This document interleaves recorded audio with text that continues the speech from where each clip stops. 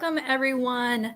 We are doing our video for the Within the Cauldron Glow YouTube channel. As some of you may know, we branched off from our Facebook group where we hosted semi-monthly discussions open to the Pagan and Witchy community. Now today we have a special treat in store for you. We have Kerr Cuhulain, a Pagan author, and we want to expose him to you guys. He is great and informative. And well, let's just dive in and you'll learn more about him. All right. Now, Kerr, I hope I pronounced your last name correctly. Sounds good. Okay. Awesome. I'll answer to that. All right. Well, let's begin with paganism and spirituality. So how did your pagan journey begin? What sparked your interest into the craft? I had an interest in mythology, Hellenistic mythology, originally from reading,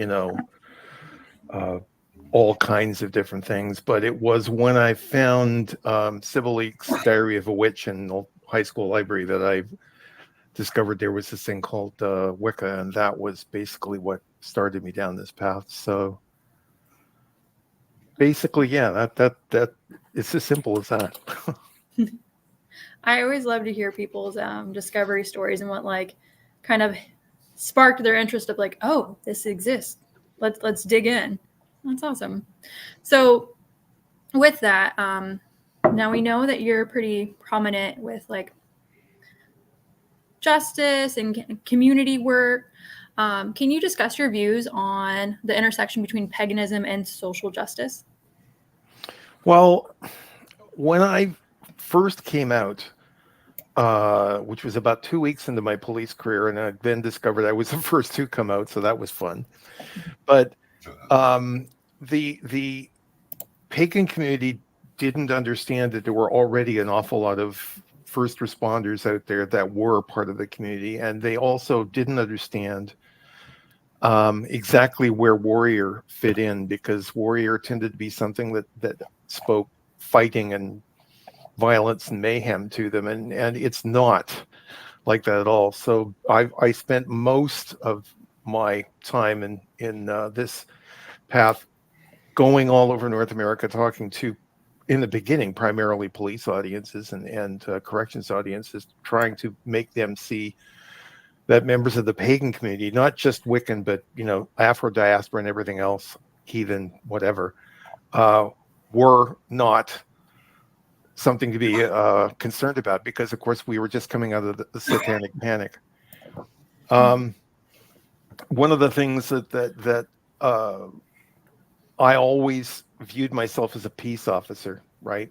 It's not about going out and arresting people. It's about going out and solving problems so that you don't have people doing things that disrupt the community. And unfortunately, in law enforcement, very little money is just as little money as possible is put into training, and nowadays they tend to hand force options to people and give them enough training so they can go into court with a smile on their face and say, yeah, I trained this person, and you predictably get bad results from that. I made a point of studying martial arts and learning how to manage violence, and I made it all the way through my career without ever pulling a trigger on anyone, and defeated 3 close quarter knife attacks. So it depends on how much effort the person puts into it themselves.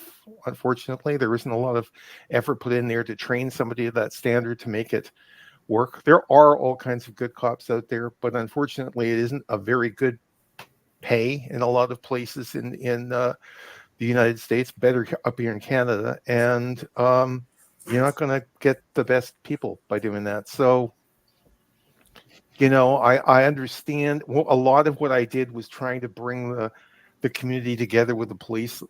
Go introduce yourself to the local department.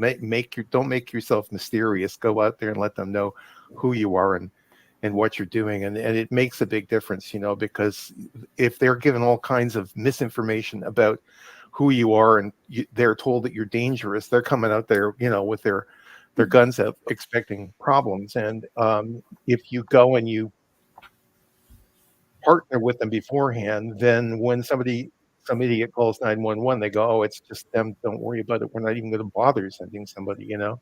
Mhm. And that was part of the reason we started, uh, Officers of Avalon was started. It wasn't started by me. It was started by another person, but I was the head officers of Avalon for a while. And that was police, fire, and paramedics who were pagan all over. And it was about helping those people with their departments, making them understand this person is just different. Mm. You know, I mean, it is amazing how many times I've spoke to these audiences and they were expecting someone to show up looking like somehow different, and here I am looking just like them. Mhm. And it was a weird situation because it was a leverage that I had, because if you are one of them, they're more willing to listen to you than Mhm. some civilian walking in the door. So we played that for all it's worth. You know, we got everybody that could be public, and every single time I went to one of these events and talked to a crowd at the end, over 30 years, every single time, at least one person would come up to me afterwards and say, "Okay, if you can do it, I can do it. I'm pagan too." Mhm. The first time it happened was at Heartland, and I was talking to about 2 dozen cops, and I was answering their questions, and somebody in the corner was adding to my answers, and I went, "Oh, okay." And I said, "Okay, we're done. Go out, walk around, get to know people, see what everyone's doing." And I went Mhm. straight over to him and I said, "How long have you been public?" And he went, 15 minutes. So, Yeah. yeah, you know, I mean, a lot of it was helping people understand what do we do with this archetype. So most of what I've done in my path has been centered around that. It's about helping people to understand how that works and make that work better. Nice. I don't know how to describe it. I really enjoyed your answer. Like the having the positive influence on your community, but also just showing that you're an actual person and you're similar to them, and that that real like meeting in the middle, that you kind Yeah, of living that expectation in a way.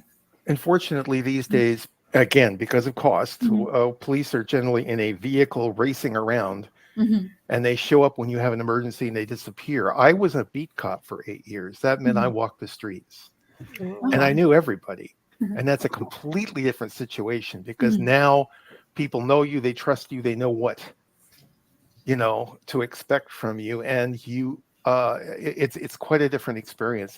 But it's very much more expensive to put people on the ground on their feet because they Mhm. can't get around as fast. So there Yeah. aren't a whole lot of places in North America where that happens, but where it does, you generally find that it works better when you have community policing, because you are communicate. You're not some stranger in a uniform.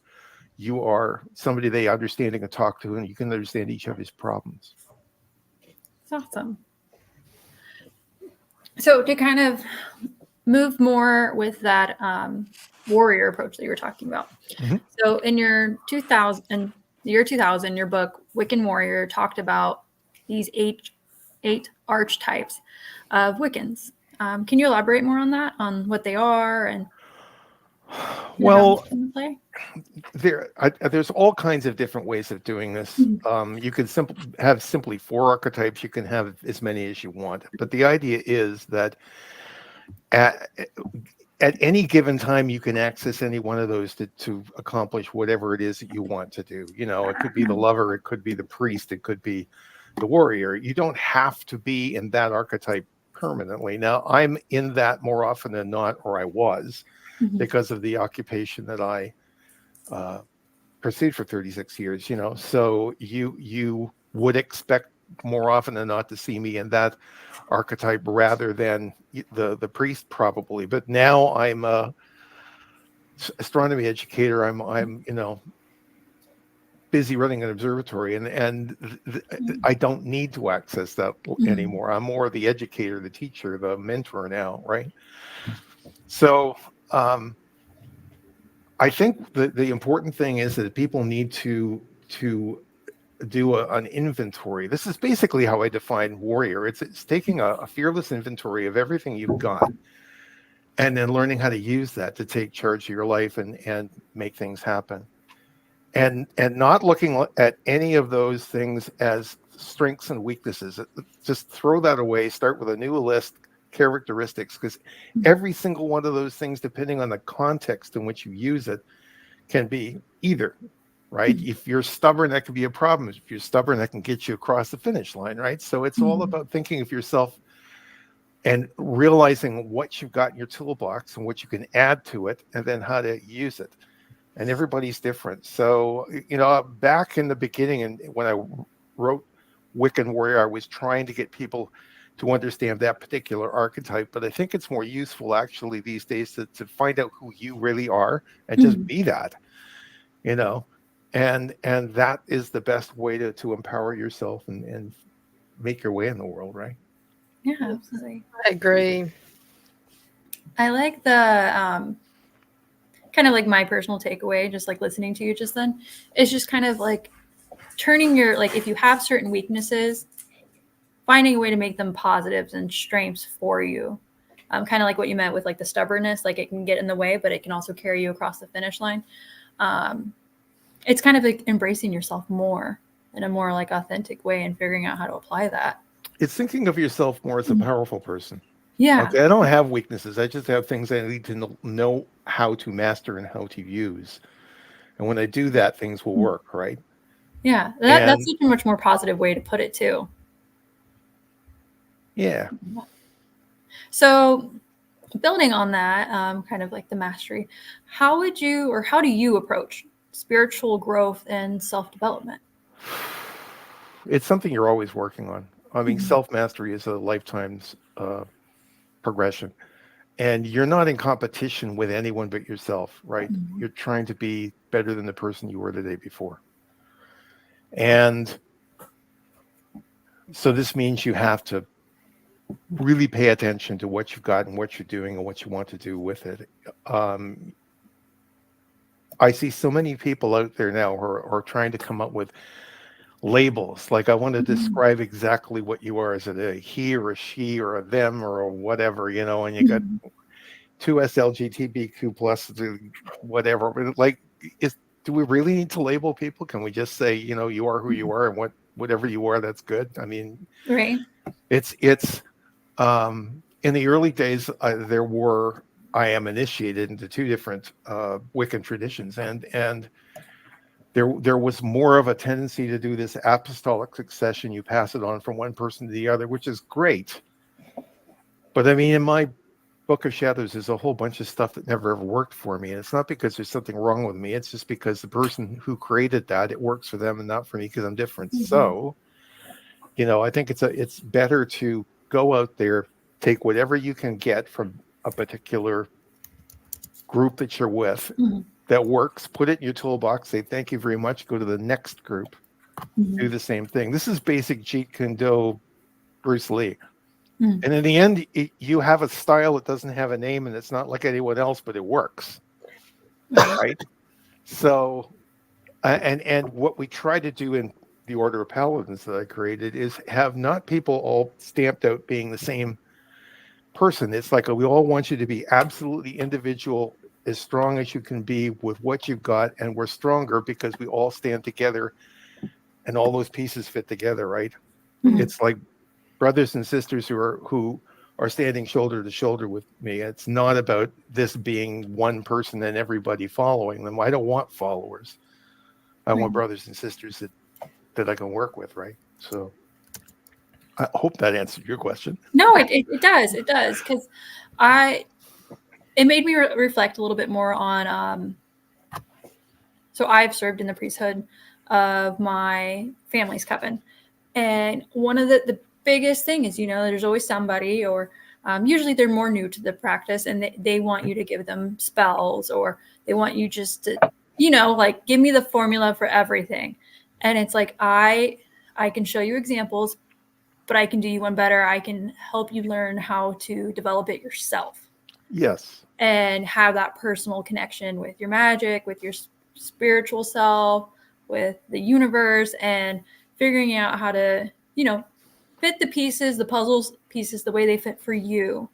Because if not, it's quite literally that image of like someone trying to like smash a puzzle piece into a spot that doesn't fit, and being like, yeah, I have all the pieces. And it's like, not quite. It could be a little bit more seamless if you learn how to do it, or you shape it the way that you need it to be for you. So yeah, no, it definitely answered my question. Absolutely. There's a saying that Bruce Lee had. It was basically, I will never claim first place. That's presumptuous. That's something I'm always working towards. I'll claim second place, not first, because I'm always trying to make myself better. Oh, I like that. Okay. Cool. How did your experience as a police officer influence your pagan practice? Well, I mean, as I said in the beginning, I had the task of trying to make people understand that there were a lot of pagans out there that were first responders, and so it wasn't that it was disconnected from the pagan community. When 9/11 happened and an airplane flew into the Pentagon, the person who was sitting next to the Secretary of the Air Force was a Wiccan. Major Tony Gatlin. There are a lot of people out there in the military community. Last time I did a circle at Lackland Air Force Base, we had 400 people in that circle. I love So it's not as unusual a thing to find. But when I first started down this path decades ago, there was a tendency for everyone to be doing this circle, and then these people in that archetype were the guardians on the exterior. They were walking the perimeter, but they weren't really included. I'm like, okay, this isn't working. We have to do better than this. So a lot of what I was trying to do was get people to understand this fits. It has a place. You don't have to always use it, but this is how you incorporate it and you use it. And it's not about using these. It's about using this. It's not about being violent. It's about being assertive, right?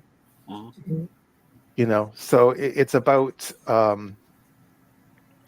it's you've got the Wiccan read says, and in harm none, do what thou wilt, and we're really, really, really good at the first part, for the most part in our pagan communities. We're good at not harming people, but we're not very good at the second part, claiming that power and saying, okay, that's what I'm going to use. There's nothing wrong with being powerful. It is tied to responsibility from the first part, right? It's a two-edged sword. So and that's what makes us different from a lot of Abrahamic religions. They have thou shalt not. We have I will not.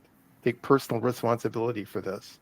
It's a completely different thing. I don't do things that are illegal because there's a list somewhere that says you can't do this. I do it because I know it would harm you, so I don't do it, right? It's a different way of thinking of things. So it's a way of realizing that you leave footprints. No matter what you do, you're going to leave a mark on the world. It's leaving as little a mark as you can, right? So that's what that warrior archetype is all about. It's about learning how to use this responsibly and how to work with others to make these things work. I like that.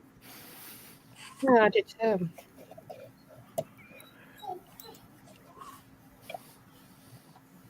It's funny, you see people out there who are in the general community, and they look at someone who's a first responder. What they don't understand is they're working different hours from you. So they're disconnected from all the people they knew when they were in school because they're working completely different hours. They're face to face with trauma all the time. And you're really in a position where you are susceptible to things like PTSD, right? And so it's really important for them to have a place where they can go and share that, process that, because if they don't, then they're going to have problems with that. And as a result, they're probably going to be very good at helping other people with that sort of thing. I've survived it. I've done lots of work with people that have got that and do to this day, and it's very rewarding. But I mean, the best part of my police career was the end of it. I was in the mental health emergency services unit. It was me and a psych nurse going around helping people who were mentally disordered. It was a very satisfying thing to do, but it's understanding that this is something you can use. You don't need it all the time. You may need it more often, depending on where you're coming from, but it's not dangerous. It doesn't make you more violent. There was a study that was done a number of years ago where there were two different streams. They were looking at people who went into the octagon and did the mixed martial arts stuff, and then they looked at the people who were getting a black belt, and it's, a Japanese karate school, let's say. And in the stream where they were going there and opening a can of whoop ass, that's where they were getting more violent. And the other one, they were becoming less violent because they were more confident. They know how to use stuff effectively. If I encountered somebody on the street and they wanted to get into some sort of a physical confrontation, it was over like that, and nobody was hurt. And that's why you train like that. It's less violent. It's meant.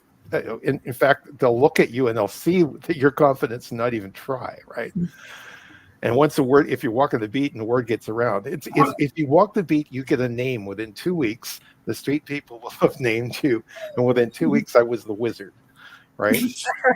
So, they figure it out. How did your coworkers react to you as being a pagan and in the law enforcement?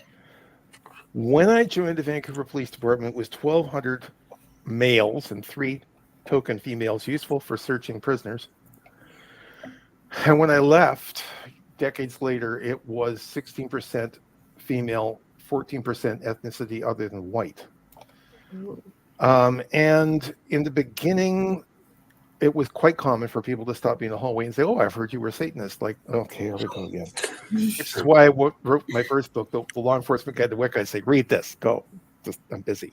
But when I started doing public appearances, I invariably was approached by everybody who wasn't part of that white male part saying, "Good for you. I have the same problems." All of the Sikhs, all of the Jewish, all of the females, like all of the minorities recognized that they were having the same problems with the same people, and they appreciated that I was out there, standing up and trying to do something about it. So I could have gone litigious. I could have done many, many times. So that, I did a Freedom of Information Act request on my files in 1995 and found that 6 different inspectors had started investigations, and they wanted to prove that I was a satanic cult member so they could get rid of me. And first one came back from the city legal department, and 2 things: A, this is a legal religion; B, leave him alone. And in cases 2 through 6, the memo said, A, this is still a legal religion, and B, why are we still doing this? So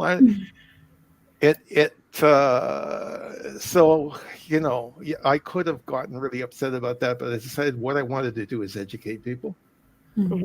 And as a result, like I said, I spent decades going all over meeting at police conferences and stuff and talking to people, and so they could see who I was and what we are and what we do. And it was Officers of Avalon. You remember there was that Hurricane Katrina that happened. Yeah. You know who the first people in with relief supplies were? It was Officers of Avalon, because we showed up at the barricades with our badges, with FEMA, and said, "You ain't stopping us." We were first people into Prentice, Mississippi. We got $30,000 in 2 weeks, got all the supplies, put them in trucks, and went down there. I mean, so, and part of the reason you do that is because it was really common back in the early days for people to say, "Well, I have a street ministry and I feed people and I do this and I do that." Like, what do you do? Well, okay, this is what we do. Beat that. So, now you've got people like Terry Riley and his ATC church down there, who's got this wonderful project where I think he's feeding half of his state, with his food bank stuff. I mean, beat that. So, that's the kind of thing that gradually evolved out of it. I walked the beat where there was the 2S LGBTQ plus community, and a lot of my fellow officers were very homophobic. I mean, they drive down the street Wow. screaming at people, and my beat was their territory, and you had transvestite prostitutes, and you could go up and you could do that, or you could go up and say, "Hey, Michelle, nice dress. You're looking cold. Let's have a coffee. What's going on out here?" And Yeah. then, 2 weeks later, you say, "Hey, Michelle, there's somebody driving around the green Mustang. They're flashing a knife at people. Can you keep an eye out?" And then half an hour later, saying, "Hey, I got it. I wrote it down." That's how you do police, Oh yeah. right? Right. You respect people; they'll respect you back. So It's it has challenging at evolved. times. It's evolved. In some places, it hasn't evolved very much, but in a lot of places, people have figured out that the best way to do this is to work with your community rather than just police it. So, what advice would you give to other police officers or law enforcement, but being, if they want to be pagan too, a witch, what advice would you give them? Okay. I actually had this happen. I had gone down to Jonesboro and to Little Rock and to Memphis because there was a homicide that happened down there, and people were afraid that there was going to be all kinds of repercussions. And the Unitarian Church brought me down. And I did the first public pagan circle in Little Rock with cops there, who I introduced at the end. They didn't know that there were police there. They were standing either side of me, clenching my hands, like, "What's going to happen next?" And then I said, at the end, I said, "So what you need to do is talk to your police officers in the community. Here they are." So I had gone to breakfast before going to the Memphis Police Academy, and there was an 18-year-old there, Charles Taylor, and he said, "I want to be a cop, but I have a problem." I said, "What's that?" He says, "I'm already out." And I went, "You're going to go to your recruiting sergeant. You're going to say, 'There's the information on my beliefs. If you have any questions, I'd be happy to answer them, or you can talk to these people at offices of Avalon. Let's talk about the job.'" And about 5 years later, I got a call right out of the blue. And he said, "Hey, this is Charles Taylor. Do you remember me?" I said, "Yes. Yeah. How are you doing?" "I'm a training sergeant." And then 11 years on, I got flown down to Memphis to be part of a big ATC gathering for Beltane. And the person that picked me up at the airport was the chief of the Burlington Railway Police, Charles Taylor. So, I mean, it's not difficult to do as long as you go in and you show them, "I have support. I have documentation. This has been through the courts. You can check it out." And they know, because they're in the legal profession, that you're telling them the truth. Occasionally you would get somebody who had been there a while, had then figured out, "This is what I want to do." And so you would get someone to go and talk to their department and say, "Let's talk to your officers and tell them this is what it is. This is what you need to know about it. There's nothing happening here. It's all good." So it's just a matter of communicating, basically. Cool. There was a time when people could say, "Gee, I didn't know." You can't. There's no way you can use that now. You can go to any faculty of theology at any reputable university, and they will give you accurate information on pagan religion. I mean, there's no excuse for saying I don't know. It's been through all the courts. It's been all the way up to the Supreme Court. We're good. Everybody, in the Canadian and the U.S. military, if they want to put Wicca or whatever on their dog tags, they do. It's good. So, I should. I do believe that they really should, because that's the part of your identity, and nobody should be able to take that away from you. I like how it seems like you really kind of carry over your beliefs into your profession, and that it's like when you were talking about like the community and like making that connection, like, "Hey, look out for this truck, or this vehicle," and like, "Okay, I got you," because you've led with that respect and with that meeting in the middle. And I don't know, I feel like it's kind of like a lot of people talk about their beliefs and their practices, and they don't carry out that action. That's a big problem within the Abrahamic, Christian community, predominantly in North America. We'll go to church, see me, I'm being good, right? And then I'll go out and do whatever I would please, and then come back and go, sorry, put some money in the tray, go out again. This is a completely different way of looking at things. This is like this is 24/7. Yeah. Okay, it's not just a Wiccan or a witch or a druid or whatever. When there's a full moon, this is me. Yeah. And this is what I do. So it's a matter of living that. To go back to that military example, one at that 400 person circle that we did at Lackland Air Force Base, I had a young U.S. Air Force trainee come to me and say, well, how can I do this? Because I'm going to be sent to some posting somewhere in the who knows where in the world, and what can I take with me? And I went, this. Anything more than this? Yeah, it's nice to have a ritual and have all of the paraphernalia and do all of that stuff, but really ultimately all you need is what you came into the world with. That's the basic thing. Whenever you can get together with your friends and do something more elaborate, that's wonderful, but other than that, just be yourself. That's it. Kind of like that advice that I've heard a lot of times, that you are your greatest tool.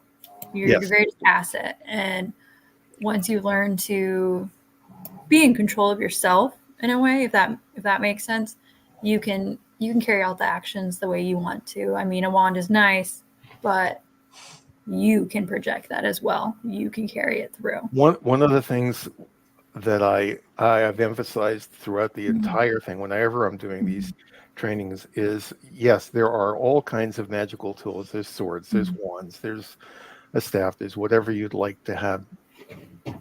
All of them are inert objects until you pick them up. I could take a stick and put it on the ground, and it'll sit there until the end of time, and it won't do anything until I pick it up. Now I can focus key energy with this. That's the way it works. So it's you that controls all these things. It's not a matter of trying to use yourself as a battery either, because you're going to run out. It's a matter of connecting yourself to everything around you and working as a transformer to send stuff out. And it's important to realize you don't just send stuff out. You can become the antenna and send stuff. So I often get people that have been coming to me in recent years saying, I've got this student and I want to teach them how to do warding and put up shields and protect themselves. And can you help them? I said, yeah, absolutely. But you don't want to do that. You want to learn how to swim, because you've got all these energy currents around you. And what you need to do is figure out that one I want, that one I don't. Energy follows intent. If you can understand those three words, you've got magic nailed down. And if there's something unwanted out there, the intent is this doesn't touch me. And it's amazing how much simpler everything has become for me as I've gone on, because you learn how to master yourself and master these things and use them. I always start people learning what energy feels like. It's going to feel different for all of you depending on how you were raised. It's the same energy, but because you haven't ever been given anything to categorize it, your brain's going to give it some sort of sensation when I first let you experience it, and then you're going to have to decide, okay, now I know what that feels like, let's go with it. I mean, it is a very, very important thing that needs to happen to make people understand that they are the ones that are the source of the energy. I used to take wands and the thummies and things like that to conferences. Now I do sword hand. Right. Absolutely. Gets through security. Yes. I mean, you don't need anything more complicated than that. It's again, I'm not saying ritual is a bad thing. It's a wonderful thing. It's a beautiful thing. It gives you initiatory experiences. It gives you all kinds of opportunities to experience the wonders of the world. But if we're just talking magic, Yeah. Lead, right? Yeah. I use kind of like a saying often with our discussions, and then also with students related to the coven work or just people. Kind of like that idea of like a cake, where it's like the cake is good by itself. The cake, you can add frosting, you can add sprinkles, you can add decorations. It can be elaborate, it can be amazing. But when it comes down to it, cake by itself is fine. It doesn't need everything else. And I kind of think like if you work on building the cake, the foundation, the realizing how to interact with energy around you, and what works for you and what doesn't for you, you'll have a solid cake. You'll be fine.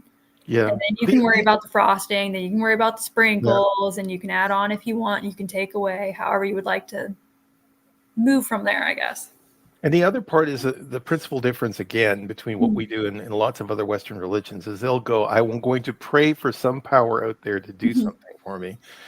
And the way we do it is we create the gods and they create us. It's a symbiotic relationship. They're family, especially if you're in an organization like a heathen one, right? So it's not about them doing something for me. It's about them showing me what I need to do so I can do it. Yeah. It's a 90-10 rule. 90% of the work is mine, 10% is them mentoring me and showing me the path, right? So that's another major difference in how you approach the world when you're in this sort of stuff. Is you're depending on you're learning to listen. People will come to you and say, "What's the word of the god or the goddess?" Say, "Sit down and listen." You don't need me to tell you. Yeah. They'll Absolutely. speak to you just like they speak to any one of us. So absolutely. That's a huge issue when people are decolonizing, is that understanding that just because you're in the clergy doesn't mean that I'm like the most holy person sitting in circle. You're like, it's an equal playing field. I've just gone to the point that I can help other people do this. And not saying that other people that haven't been ordained can, but I want to prove myself so that I could do this. I was with the Surrey Interfaith Council before I moved here, and one of the people that was involved was an Anglican minister. His name was George. He said, "You know what I like about this place? Your perspective illuminates mine." Yeah. Yeah. We're all looking at the same thing. We just gotta perceive something different. If you have 10 people in the field and they all witness the same event, one sees Jesus, one sees Mary, one sees Urzuli, one sees Gaia, one sees who knows? They put a god in there. One sees a UFO, and at least one's going, "What are you all looking at?" It's the same thing. Because we come from different cultural, social, and educational backgrounds, we have different perceptions. So, different is great. The best way to solve a problem is to get as many different perspectives in the room as possible. This is one of the wonderful things about the World Esters in this project I'm doing now, is you're dealing with people from all kinds of different cultures. And so they are looking at exactly the same stars as you are, but they're seeing something entirely different. And it's that kind of person that's going to have the key to the problem, because they're going to have the perspective that's going to unlock it, right?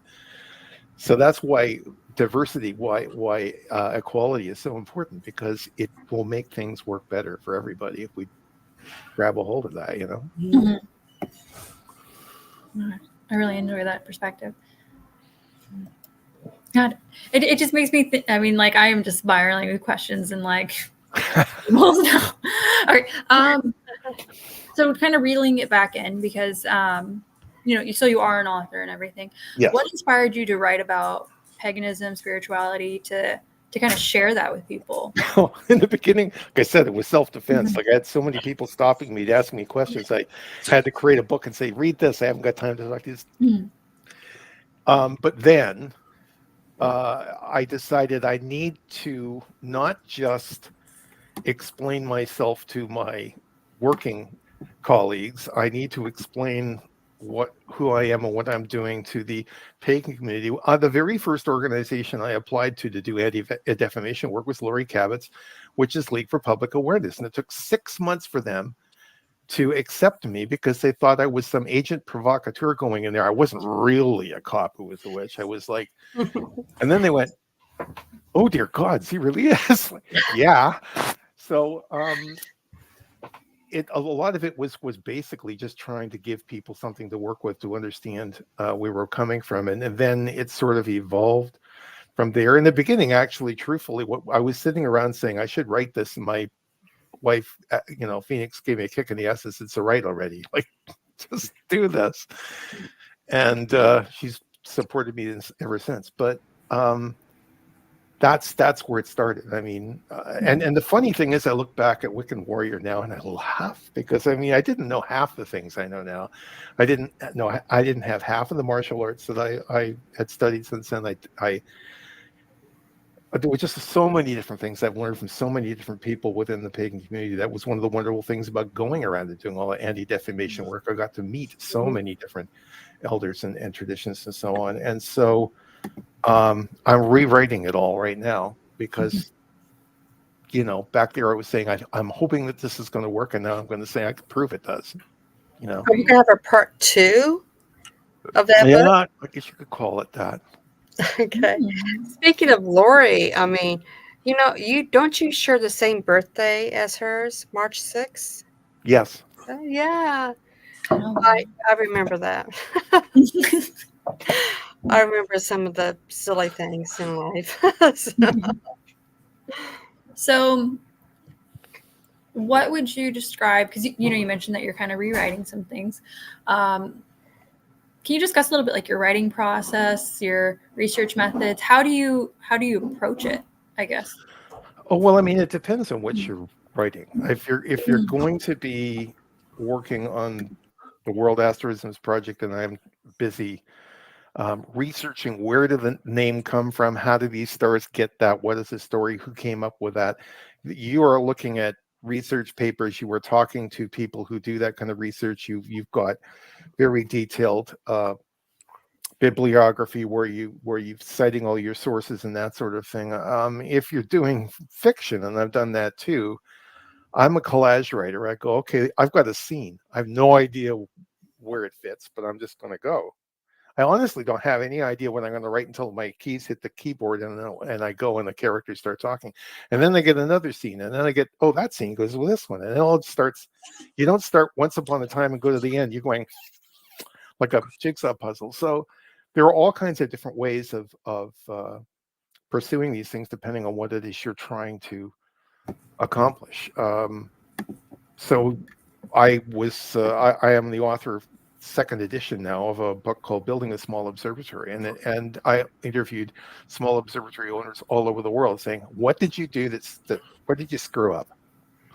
I did it on Zoom, and I'm a police interrogator. I know when you're holding out on me, but I'm not going to use your name. I just want to make sure nobody else makes the same mistakes. And so sometimes it is a process of talking to people. A lot of what has gone into the Wiccan books that I've written was direct experimentation with Knights of the Order of Paladins that I work with, and going to conferences and dealing with people from all kinds of other traditions. I mean, one that sticks out in my mind for some reason, I went to Convocation in Michigan a few years back, and Arnriach Fane was there.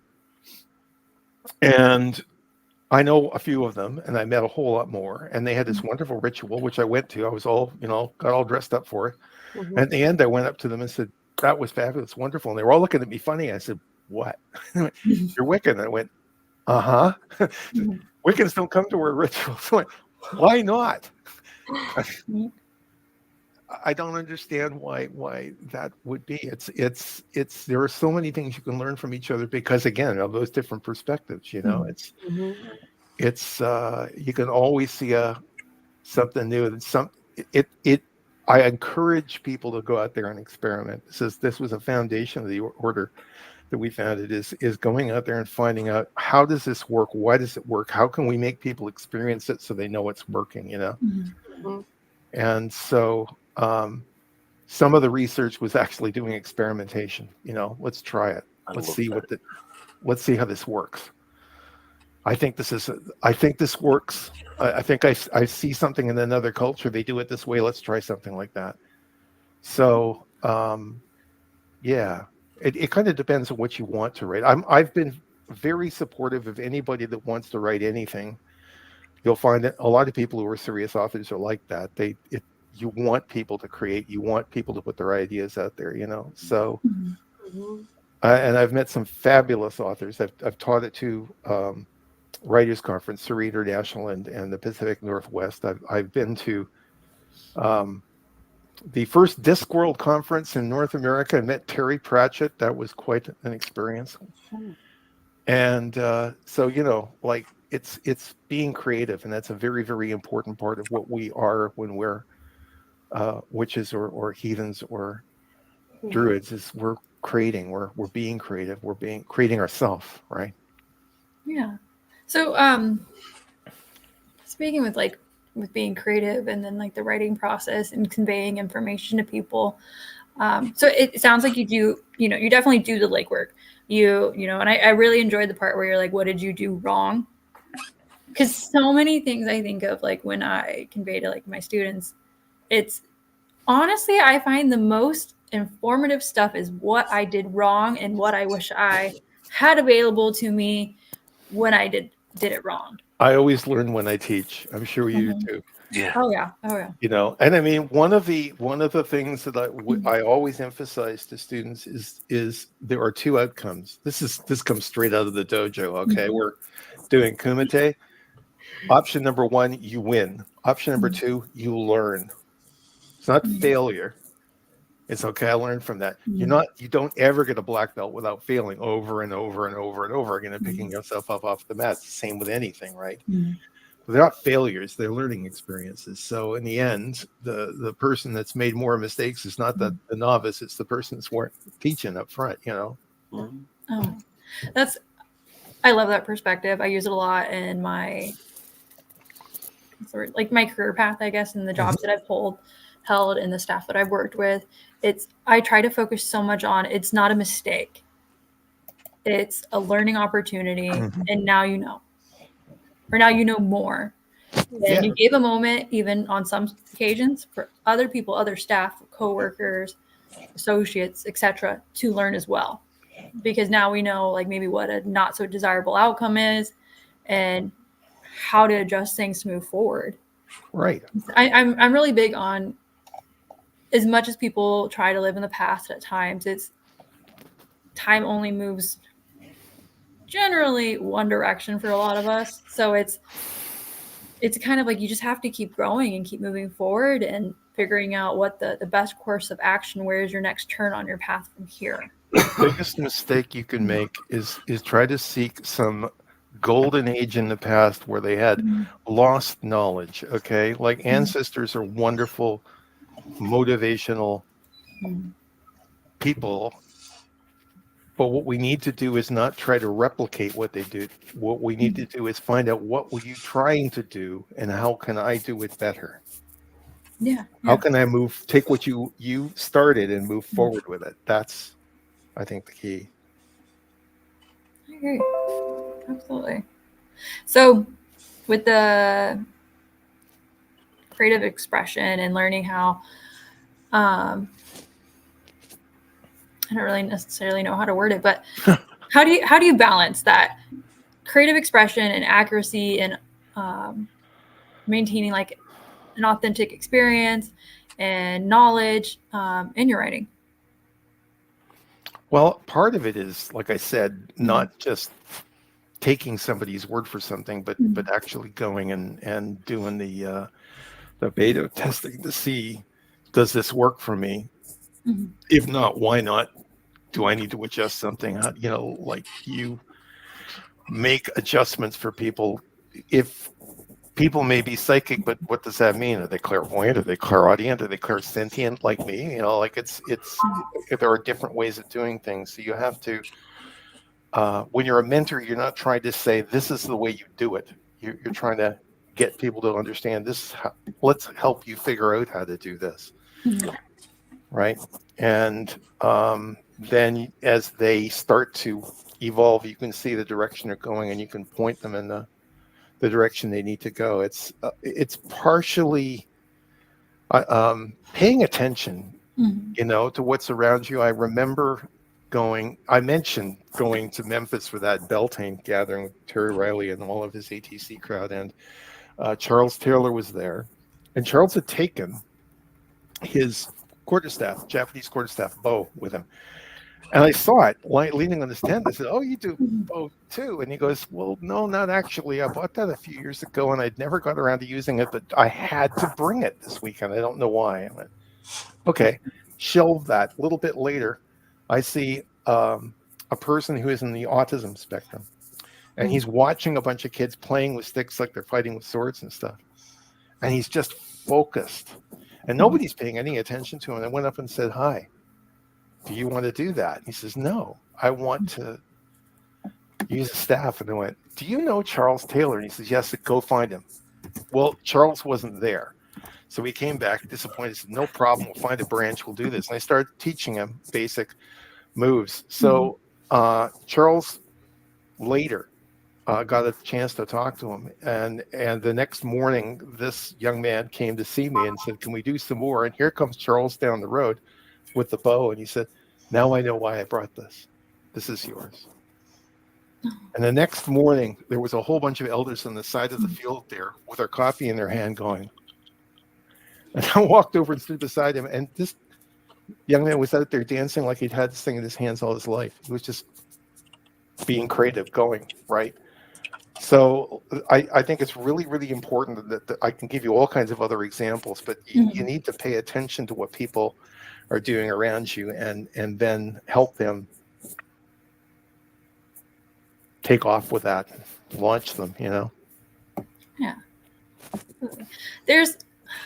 I have, it kind of makes me think of some personal experience I have, like where it's like you have like this like tool or whatever, and you're like, "I love this works for me, it means so much to me." And then you have like, I've had a couple experience with students where, in the middle of ritual or something where it's like, that is what they need, and they don't even have to really show an interest to it or anything, but then you're like, it's like, I don't know if it's the goddess, if it's the god, if it's the universe, but something tells you this no longer belongs to you, it belongs to them, and you have to give it to them. Yeah. And even if you have that moment where you're like, but I love it and I want it, but then you're like, it's time for it to move on and serve another purpose. And it really kind of reminds me of those moments where you need to pay attention to your surroundings, and sometimes things need to pass in a way. Yeah. The gift-giving culture in paganism is actually one of my favorite things. I can't tell you how many things I've given or received over the years, but it is one of my favorite things, and every time I have a new student, I always start with it. One of the first lessons you get is, here's a rock, now feel it. Or we'll figure out how you feel things. Precisely. I had a couple questions about some of the books that you've written. So in Wiccan Warrior, it explores martial arts and paganism. How did you come to that connection? Because it's not the first time I've heard of this connection. By doing martial arts. I mean, you're hanging out with a community that's talking about using energy and doing magic, and and here you are in a traditional school that's teaching you how to use energy, and you're going, "I can see the same thing. This fits together. This works." So it's not that difficult to make the connection and see how these things go together. I mean, one of the principal books that inspired me in the early days was Miyamoto Musashi's Book of Five Rings, and the five rings are earth, air, fire, water, and spirit. Does that sound familiar? Right? So it is looking at other cultures that are looking at that same energy. Like, it could be yoga, it could be martial arts, it could be all kinds of different things, but it's just taking to the same place. So it overlaps. and it wasn't a difficult thing to go from one to the other, but it was that kind of profession is where you need to access that now, right? You don't have time to set up a circle and call the quarters and do all of those things. Someone's coming at you and I need this energy now. This is how you access it, and you can, right? So you then teach people that they can do this too. You know, you're making things really complicated, but it's really quite simple. You can do this a whole lot easier if you do these things. It's something that'll fit into anyone's tradition. I mean, I'm not saying that one tradition is better than the other. If it works for you, great. That's perfect. That's what I want to hear. But I can show you stuff that can make it supercharge it, right?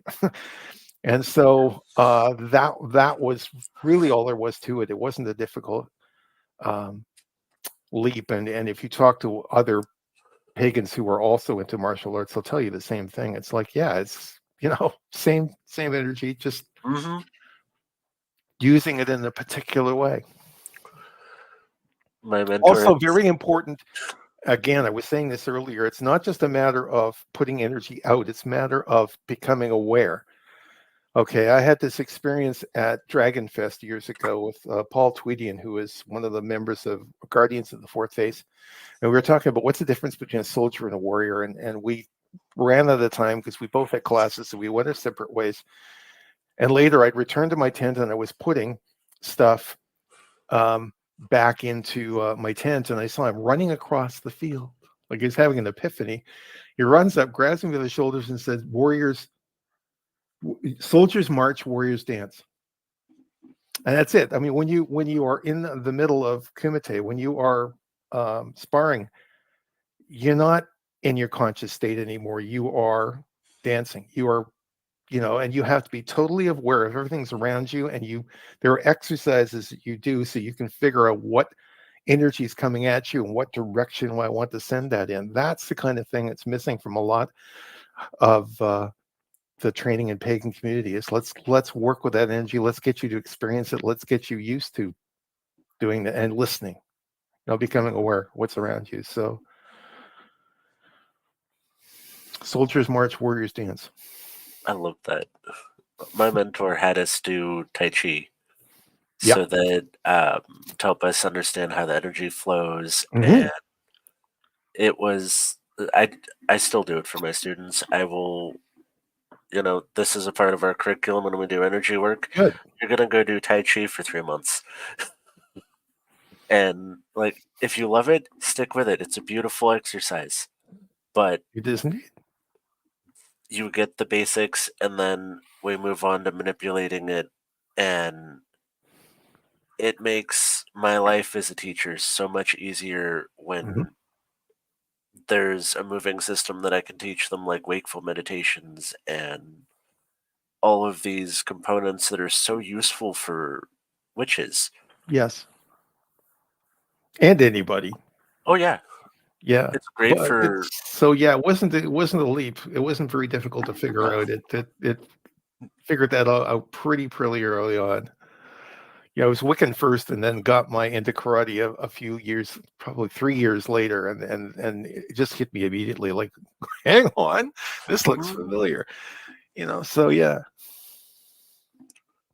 We have Silver in the comments here. There was one time I was on a time crunch and I had to do a ritual, so I incorporated Tai Chi movements while calling the quarters. Yes. I watched a video of how you call the quarters with hand gestures, and that was really fascinating because I have a similar way that I do it, but we don't use hand gestures. So it was really cool to see another person do like a rapid fire.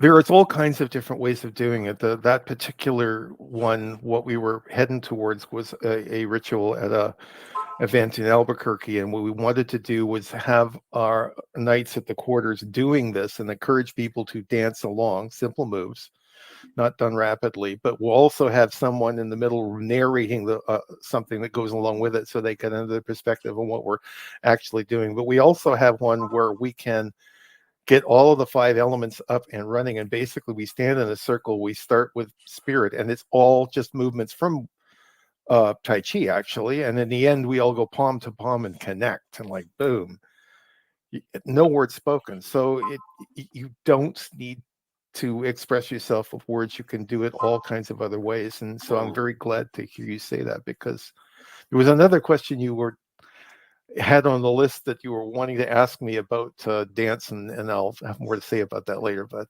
yeah. Oh, yeah. And our next one. In pagan religiosity, you examine pagan identities and community. What insights do you have on that? I mean, we all love the pagan community, but is there any good takeaways that you can give us? From my perspective, I think one of the things that creates the most problems for people is they try to create a religion that looks a lot like the church they used to go to. And then part of the reason that happens is because that's the way the legal system is set up. That's the kind of system that they're expecting you to put together. But I think you're better off trying to create it in your own image and not something that belongs to another system that works fundamentally differently from yours. I think everybody that's gone out there and done that has had better results. Agreed. And I've seen a couple books on like magical self-defense, and you wrote a book on magical self-defense. I did. How does that address modern concerns and from like a pagan perspective? I have evolved a lot since then. I've learned a lot since then. So, I mean, part of what this new thing I'm writing is updating a lot of that. But essentially, going from being taught in the beginning that you protected yourself by putting up wards and circles and that sort of thing, and going to a completely different process where when we cast a circle for the order, it's a ritual space where we're putting ourselves in this space that has a special purpose. And if we put up any kind of a word at all, it's an early warning radar is all it is. Yeah. And if something intrudes, we all stop, face whatever it is, and go, okay, we're dealing with this, fix it. And then we'll go back to business, right? It's going through a crowd at a festival, and there's energy. People tend to call it positive, negative energy. I like to call it wanted and unwanted, okay? Because often it may seem negative to you, but where it's being originating is not necessarily a negative intention. People leak energy all over the place because they're having a bad day or a good day or whatever. And it comes down to, like I said, swimming. It's a matter of saying, if you understand energy follows intent, and if the intent is this doesn't touch me, you're slippery. You don't need walls and defenses. So they have their purpose. There's definitely places where you want to do this. There was a case where one of our knights had a stalker. He'd gone out on a date with this guy, and then he just wouldn't let go. He decided right from the beginning, I don't want you, but he kept coming and leaving stuff at her doorstep. So we did a circle. And what we did is we had her in the middle, and we had all of our knights in the circle, and each one of them was assigned a particular door or window, and we put ourselves there with whatever our magical weapon of choice was, and we imprinted it, and she directed it. So a few days later, she's looking at her kitchen window, she's washing dishes, he comes walking down the road with something in his hands, and he walks slower and slower, and suddenly drops the package, turns and runs, and she never sees him again. There are reasons why you might want to put up something. I mean, it's not like you shouldn't do it. But for most everyday stuff, what people tend to do is they'll put up a shield, and they don't realize it's much more broadband than you think it is. It may be blocking something you don't want, but it's probably blocking a bunch of stuff you need as well. And if you're getting worse, it's not because your shield isn't working. It's because you're blocking the stuff you need to be healthy. So drop it, get rid of it. And learn how to do it the other way, and then you don't have that problem. So that's a major change from my early days and how I dealt with this stuff. But yeah. Absolutely. I find a lot of people do. It seems like a lot of people beginning, especially, they get so cautious, but they get overly cautious. It's like they're not just blocking out, in this case, like unwanted energy and influences. They're blocking their communication to the universe. It's like they're shutting themselves down from receiving Yes. anything. It's like kind of like those webcam blocks. It's like they're just putting it right over the third eye and saying, I'm not receiving anything. You can't see me. But the person can't see outside either. Like, it's like their spiritual side is just locked down and they don't realize it. Like, it's just it's this unintentional type of way, but they're just like overly cautious and it just blocks so much. It's important to build people's confidence, and that's one of the reasons you want to teach them what this energy feels like and what it feels like going in and out and whatever, because that gives them that confidence. You can easily shut yourself down, put your feet together, put your hands over your navel, stand with your arms, elbows at your sides. You've blocked everything, but you can't do anything, right? So it's a matter of learning how to make your way through that, right? It's grabbing the tiller and steering. It's a matter of it's figuring out what tool, like again I said earlier, what tools you've got in your toolbox and learning how to use them. And it may not work the same way as the person next to you, but you'll find a way to make it work. And then you won't have problems with this, because you need to have that energy flowing all the time. It's supposed to be, and going back to what I was saying earlier, a very definite tendency for people to use their own energy and send it out and then sort of collapse because they've run their batteries dry, instead of going, okay, I'm going to connect to this stuff and I'm going to pump it up and I'm going to send it out. And then you can go forever. Got a couple comments to catch up on here. We have Vanderyak. One of the traditions I do is heathenry, and that's got a strong warrior tradition. Yes, it Oh, does. I have to tell you a story about this. I do. I went to an event in Ontario a number of years ago, and I was picked up at the airport by a witch who was in the Canadian Navy. He was an officer. And when I got to the place, the site was divided into two parts. On this side, we have a whole bunch of people in tie-dye, or in Pagan Standard Time. On this side, we have the shield wall. And they were all standing in a semicircle going, so you call yourself a warrior, really? And it was funny. When somebody on the tie-dye side needed something, they went, I need a knight here, and somebody would come over from the other side and help them. So, I mean, the next day I'm primarily working with these people in the shield wall camp, and we were going to do an armoring ritual, which I've done all over North America, and it was coming up on the time when we needed to do this, and everyone over here is on Pagan Standard Time. So I said, I need a knight over here, and they all jumped up, put on the gear, and they said, them in circle, 5 minutes, and we were on time, right? So, yeah.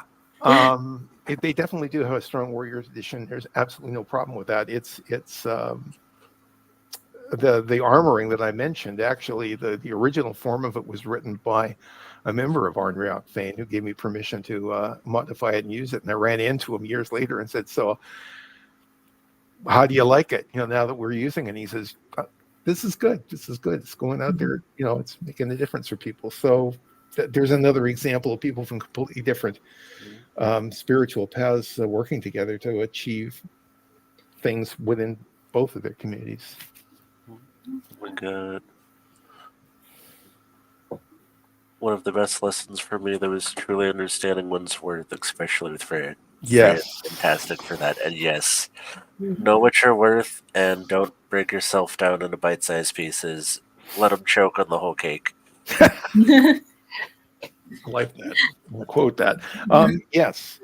It, like I said, and I'm speaking as someone from a witchcraft tradition now, but that "and it harm none, do what thou wilt." It's the do what thou wilt part. It's like carpe diem. It's like reach for the stars. It's like be all you can be. It's like go for it, right? That's the part that people often fall down on. There is something they fall down on in the first one too. It's really good, harm none, but they don't realize that they're one of those people that you're talking about. It's amazing how many people neglect themselves. They'll do all kinds of stuff for other people, but they don't do enough to take care of themselves. So don't forget that when it says harm none, it means you too. Okay. Right. Let's go on to some fun side of Sure. everything. Okay. Just some silly questions that, can I break the ice and everything? Okay. If you could have dinner with any pagan historical figure, who would it be to have dinner with? Well, as I said earlier, because of what I've been doing for decades now, I've had the privilege of meeting with a lot of the people that I would like to have met. So the list sort of has shrunk. I could easily say that because the book that first got me involved in this was written by Sybil Leek, that I would like to have dinner with her because that, I'd like to say thanks. Maybe Doreen Valiente, but a lot of the others that I've actually had a chance to sit down and talk to them. So I've been very fortunate that way. Mm-hmm. Yeah, Super League. I read her book and I was hooked. I was like, yeah, that'd be my choice too. I think actually, I like her. What legacy do you aspire to leave within the pagan community? Inclusivity and diversity is a very big thing. I mean, I think we all need to support that. That's one of the reasons that I'm working on this World Asterisms project, and I should probably explain that to you now. Basically, an asterism is a group of stars in the sky. This is the original Greek name for a group of stars in the sky that had a name and a story attached to it. Constellations are official asterisms, if you will. So all over the world, you've got cultures that have looked at the sky and had these different sky stories, but because of institutions like residential schools and so on, which were designed to erase culture and language and everything else, a lot of this stuff becomes lost. And so what I'm doing has an approach called two-eyed seeing, which was created by Albert Marshall, who is a Mi'kmaq elder back in 2014. And it means there are two perspectives overlap. So as the astronomer, I'm busy figuring out what's in the sky, what was in the sky then, how does this fit into everything, what did they call it then? And you've got the elder this is our stories and these are the pieces we don't recognize. Maybe you can help us put them together. So for the Mi'kmaq, for example, they had a lunar calendar which didn't work anymore because nobody knew how to use it. By sitting down with the elders and listening to their stories and hearing a recurring theme about the great white moon in winter, we went, hang on, that's supermoon. If you take that little piece there and you put it in every time that happens, does that put it back in sync? Yes, it does. Now you know how to use your calendar. So a lot of it is helping people find these things when you're trying to look at old records. They're written by people who are using astronomical charts that aren't standard. They weren't standard before 1922. So, I'm talking to Dr. Sheen and Pete at UBC, who is Salish and Apache, and he's working on the Salish skies and stuff. Found this reference to a bunch of stars that are supposed to be hunters following a bear, and they call it Cynosura. What's that? And it went ancient Greek name for the Little Dipper. It means the dog's tail.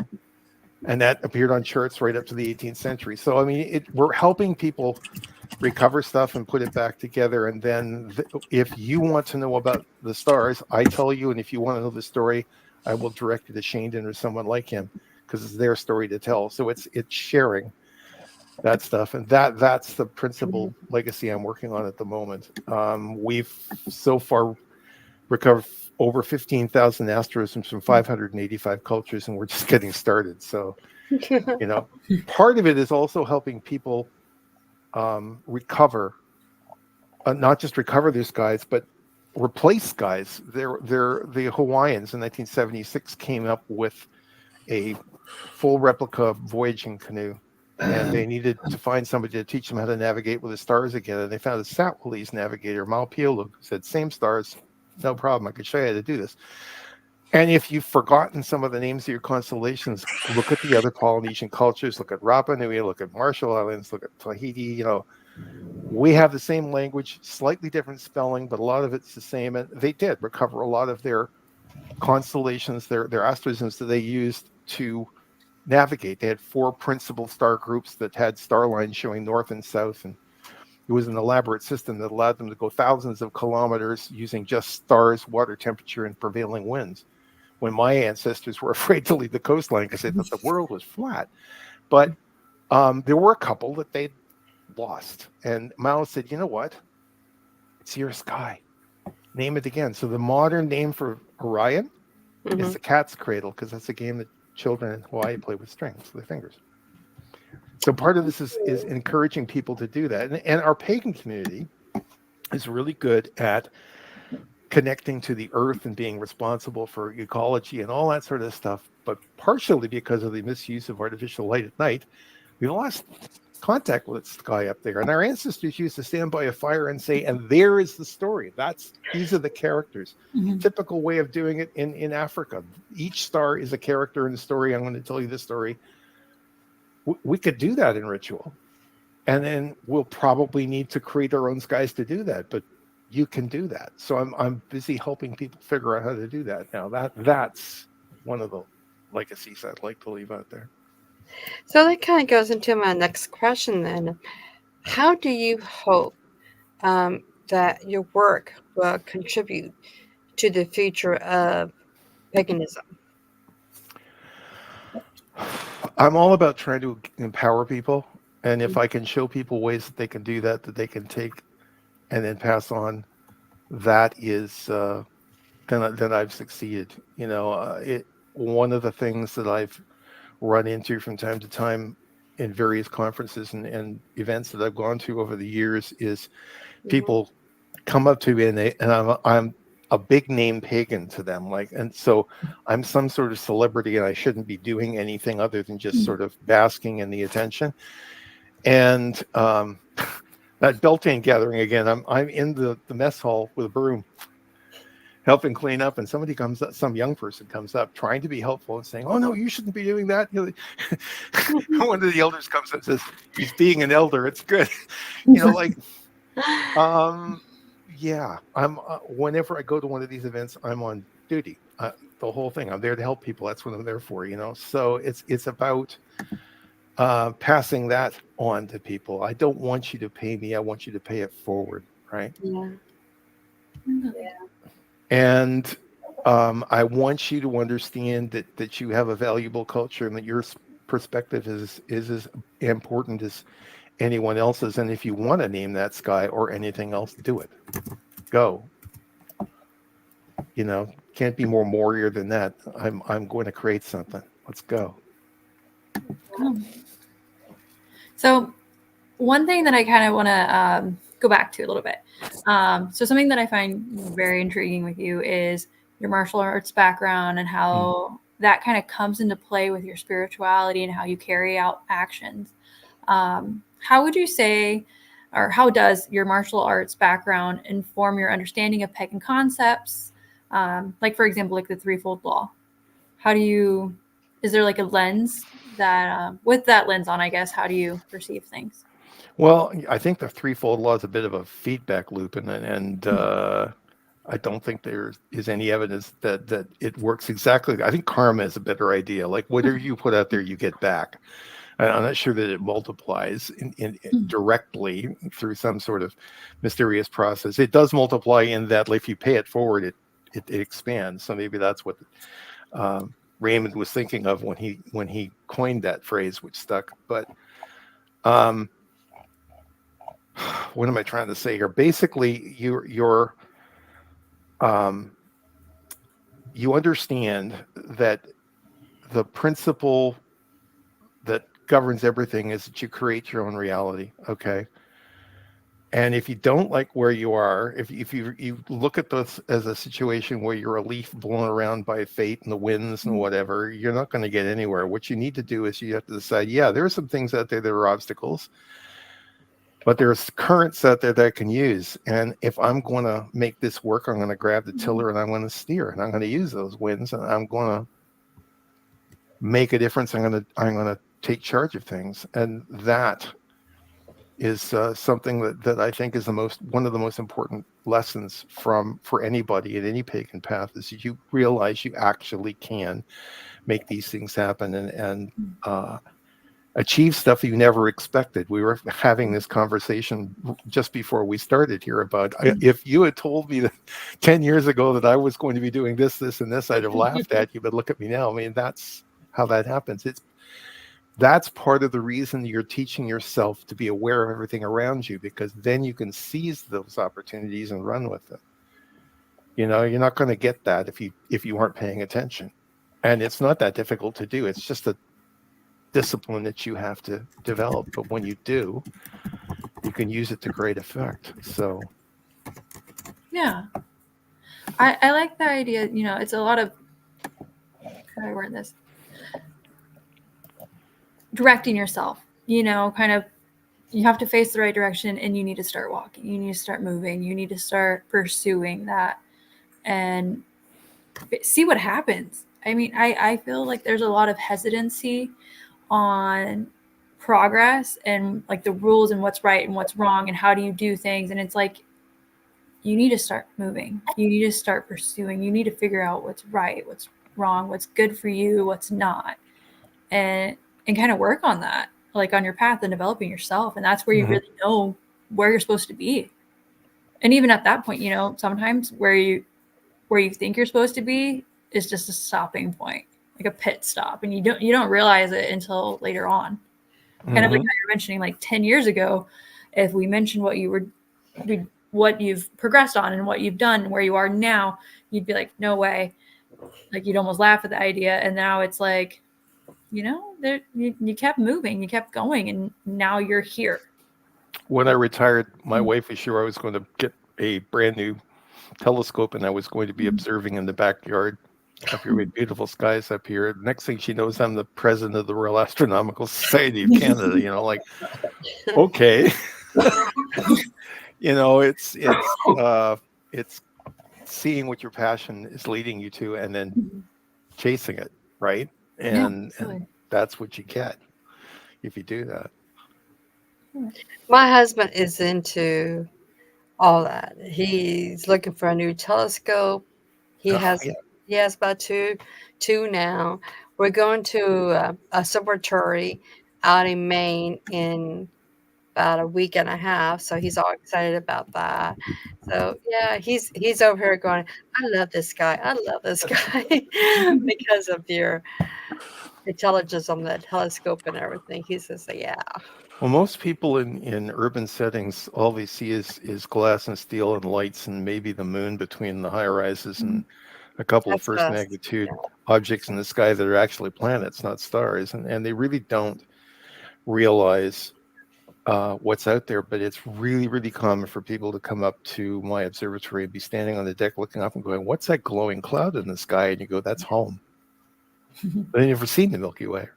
You know, that's part of the problem is it's easy to be disconnected, something you don't even realize is there. And you've had hundreds of people go to space and they've all experienced the same thing as astronauts. It's called the overview effect, that you look back and you see the Earth and how thin the atmosphere is and how fragile this is, all come back with a new respect for the ecology or the, you know, everything that's keeping us alive down here. And I can't take you up there, but I can do the next best thing, the underview effect. I can show you the scale of things and how you fit into it, you know, because you're looking into a time machine. So it all gives people a new perspective and gives them an opportunity to see where they fit into things. Yeah. And so, yeah.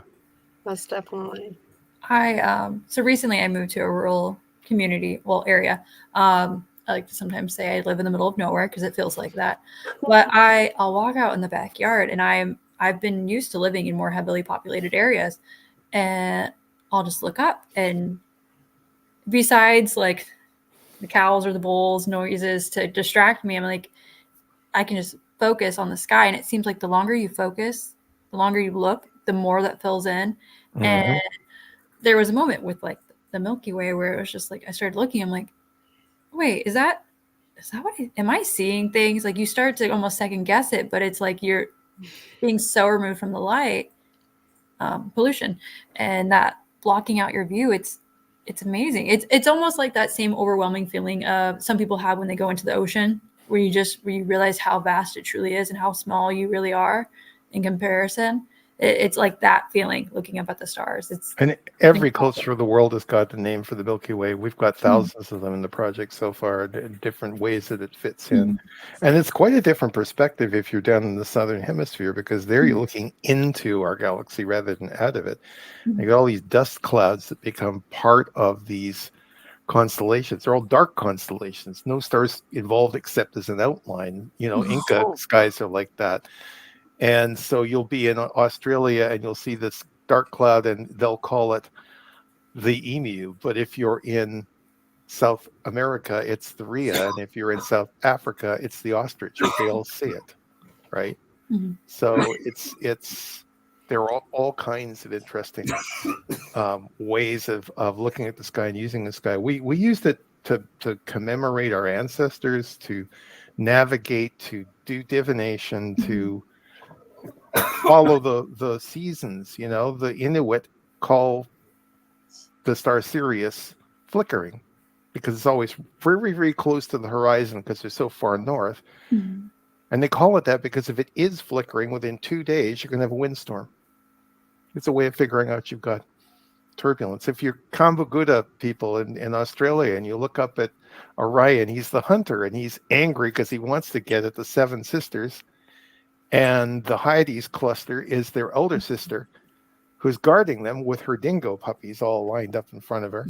And so one of his stars starts glowing red because he's going to throw that magic at her. And then her star starts glowing red, that's Aldebaran, to kick it back. That means 8,000 years ago, they knew about variable stars. They were very close observers of the sky because they could back then. So really do encourage people to experience that.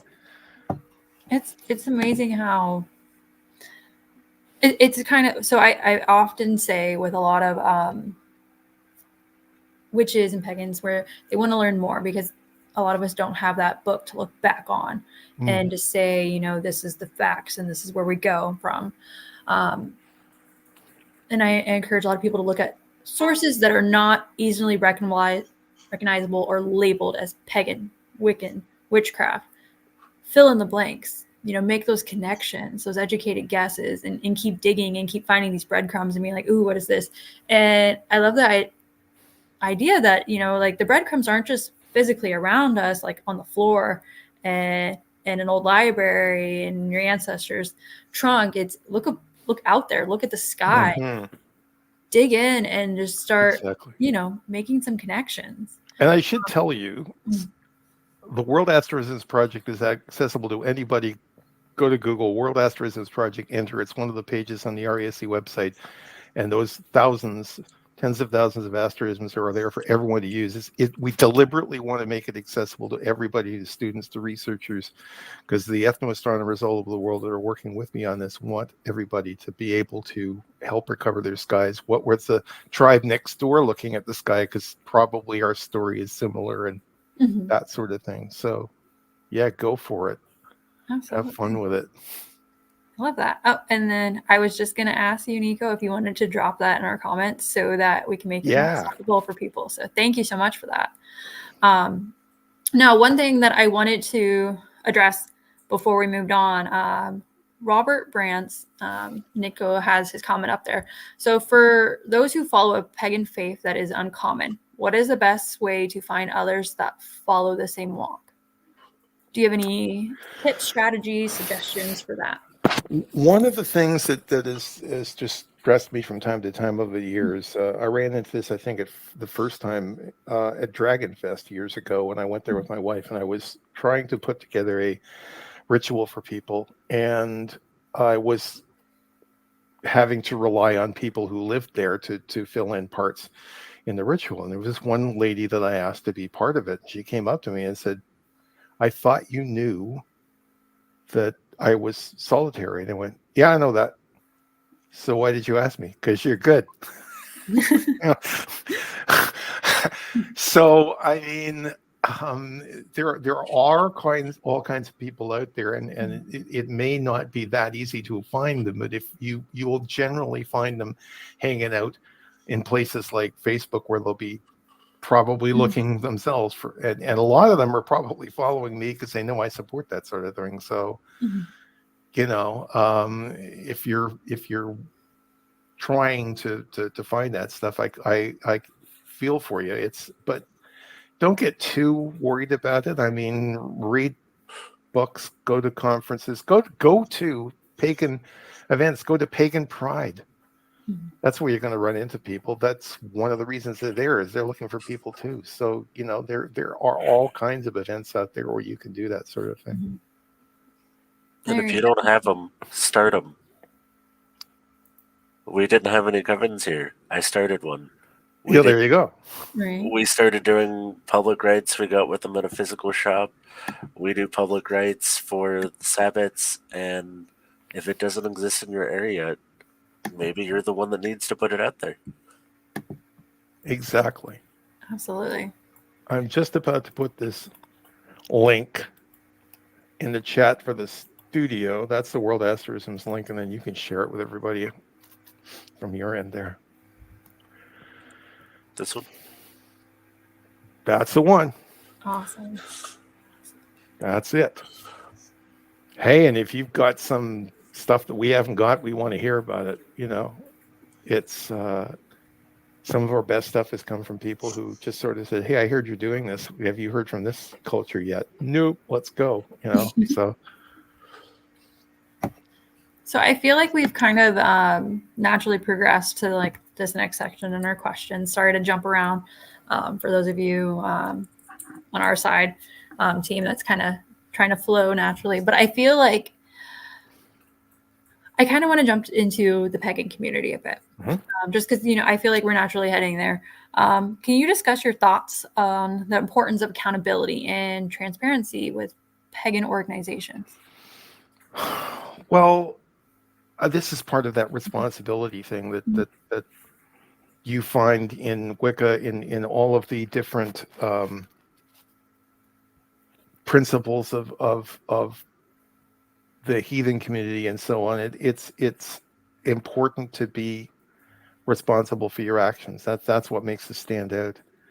So you want to live that. You want to make sure that what you're doing is something that you can defend. That if you do something that harms somebody, you own it, you fix it. It'll happen. It's not like you intended to, but I mean, especially if you're new on this path, it's something that can happen. Don't sweat it, just fix it. You know, it's Right. That's important. I was at this gathering where we were charging objects on the altar, and then Amber Kay and I were returning them to people, and somebody misunderstood what we were doing and thought these were for whoever wanted them. And so somebody came up to get what he'd left, and it wasn't there. And so the word went out that this had gone missing. And I was walking with the 2IC of the order, Cassandra, doing security, because we volunteer to do stuff like that, you know.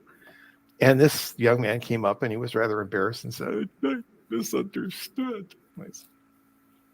Not a problem. So we returned it to the people. And then the knights got together, took a collection, went out and bought an award, which we gave to him. You know, so I mean, that's the kind of thing I'm talking about. It's like mistakes are okay, just fix them. You know, make people understand that being responsible is the way we should be doing this. I'm not wait for somebody to police me. I'm policing myself. I'm taking personal responsibility for this. So It's a very important concept. I think it's one of those, like, we all, we have missteps at times, we stumble, sometimes we fall. And I think a lot of it is just learning to pick yourself back up or take a moment to gather your footing and to move forward. And I mean, and I've seen it with community involvement in the more mundane side, and then also with pagan organizations and covens and just the community. Like it just seems like you just need to be able to take accountability for that moment and keep going. Go ahead. We don't do guilt. Okay. We don't do guilt. That's a principal thing about pagans. Okay. We take responsibility for actions, and it's you've got to get yourself out of that headset. Like, I'll just ask for forgiveness. No, let's just fix it. Okay. Let's make this right. The other thing is we don't worship. Okay, the divine isn't out there somewhere that we're separated. There's this saying, God is the potter and the world is the pot, right? Which is this very Christian. He makes the world and walks away. And if we want to connect with the divine, it's out there. Divine, it permeates everything. You are divine. Thou art goddess, thou art God. It's everywhere around you. Okay, so a more accurate way to describe it is the world is the cloak that the divine puts on so it could be seen, right? So I've never worshipped the old gods, not once ever. I connect, I immerse. It's part of me. It's a different way of experiencing things. Like I was saying earlier, don't ask me to interpret for you or tell you what the word is. Sit down and experience it yourself. We will show you how. Be inspired directly. I agree. I tend to have the thought that the divine, it's within me, it's within you, it's within all of us, and it's realizing it and hearing what it has to say, because sometimes it seems like, at least for me personally, where it's like the god, the goddess, whomever, it's, you hear them almost as if it's your own thoughts, whether it's coming through my third eye or it's coming from within. It's that listening and being aware, and you see it come out in other people as well, and it's a beautiful thing, honestly. Yeah. And they're not telling you what you want to hear, they're telling you what you need to. Yeah, and that's it. Oh, I could go on so much right now. It's a moment where I'm like, okay, let's bring it back. Gypsy, Thunder had a question, didn't he? Oh, I think you might be muted. I can see one in front of me right now. It says, I was part of a meetup group in Nebraska. We started with 6 people. By the time I moved, we held many public rituals, working with a local CUPS chapter, and even started hosting CUPS. They're great groups. There's lots of good CUPS groups out there. That's a good place to go and find people that are... So far, and it's still going. Yeah. We have 3 covens, and then we have 4 different pagan conventions now. And just watching the pagan community grow has been absolutely amazing in the time that I've been practicing. Fastest growing spiritual community in the Western world.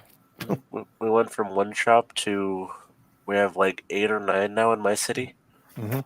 And I love it. Just so many more places to empty my wallet and more people to meet. And yeah, absolutely. How you doing?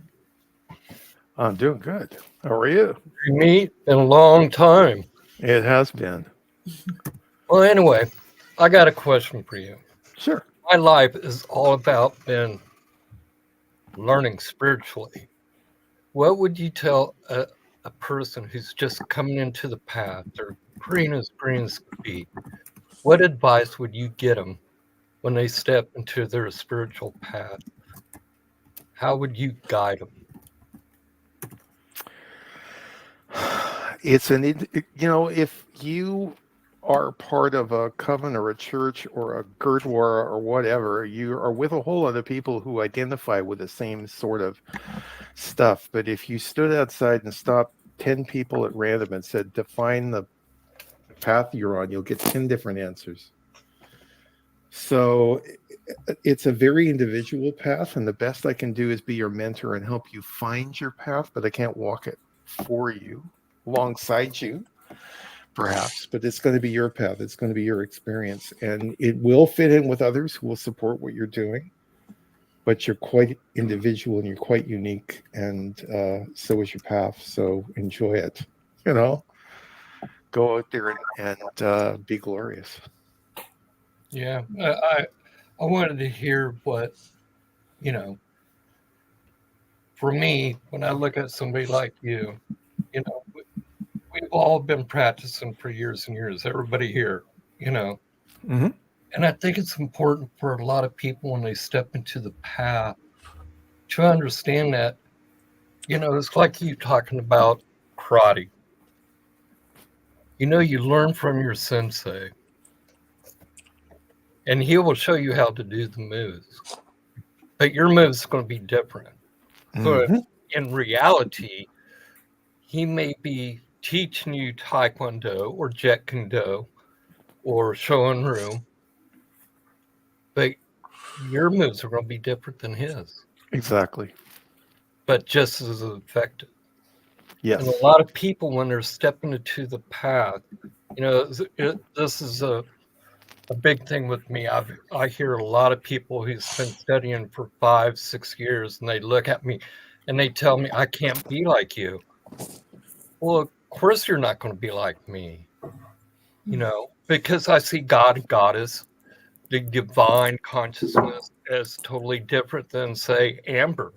And she's been studying with me for years, same way with Nick. And that's good. But a lot of people, they step into the path and their delusion in saying that my spiritual path is going to be the same as yours, when we're all different. We all end up seeking, or we're well, like for you, you're right out there in the public all the time. So people emulate what they see, but yet it ain't the same. And you'll notice when we do our rituals in the order, when we get to the part where somebody is going to invoke the god or the goddess, the script always says, use your own words. Yeah. Never, ever tell people what to say. Just go for it. That's... And when we say draw down, we don't say draw down, we say draw out, like whatever aspect you work with is perfectly good for the rest of us. Bring it out, work with it. Yeah. Go for it. So, and it's not, and it doesn't make you, it doesn't isolate you from the rest of us. It makes you more part of us because, like I said earlier, you are divine, you yourself, and we all are. So do that. I find that a lot of people, when they're stepping into the path and you say, call a court, and you're really happy, and they look, all of a sudden you see this real sad expression. I'm scared. It's okay to be scared, but have courage. That's courage isn't an absence of fear. It's learning how to work with it. Yeah. It really is. And what I've learned from you was... Fear is a good thing. If you go into the sort of situations I went into when I was doing my career and you weren't afraid, then something's wrong with you. It tells you what you've got to pay attention to and how to deal with things. Fear is good. It's just a matter of learning that it's having that courage to keep control. But I find a lot of people, when you say, hey, I want you to do a quarter call, let it be from your heart, and all of a sudden you see this gloom and doom across their face. And I'm looking at them like, don't you hear the goddess calling? Don't you feel her? Even though we haven't called to her yet, she's here. She's part of you. Yeah. Do that evocation. There's a question that I was sent on the list of questions you were talking about asking, and I want to go there now. And it has to do with cultural appropriation. Okay. Yeah.